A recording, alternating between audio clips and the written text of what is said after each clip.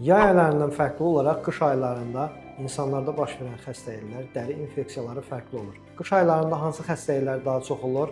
Selülit, yəni bildiyimiz qızıl yel, diabetik ayaq yaraları artır, dəri nahiyəsində olan infeksion prosesləri, impetigodur və digər buna bənzər ektima kimi infeksion xəstəliklərin sayı artır. Bu da birbaşa olaraq immun sistemimizə təsir göstərir. İlkin olaraq immun sistemimizi yaxşı saxlamalıyıq ki, bu xəstəliklərə yoluxmayaq və dərimizin immun barerini yaxşı saxlamaq üçün hansı vitamin və minerallardan istifadə edə bilərik?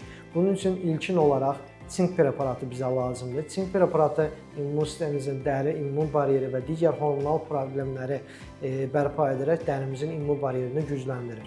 İkinci olaraq dəmir, üçüncü vitamin A və E vitaminləri bizim üçün əvəz edilməz immun vasitələrdir və təbii ki də omega, yəni balıq yağını da unutmaq lazım deyil. Buna görə də bu vitaminləri və yaxud da bu vitaminlərin olduğu bəzi təbii vasitələrdən mümkün qədər aşırı çox istifadə etmək lazımdır ki, immun sistemimiz qışa hazır olsun.